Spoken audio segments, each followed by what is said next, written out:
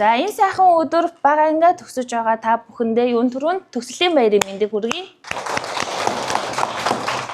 За миний хүүхдүүд одоо бага ангиа төгсөө дунд ангид орно.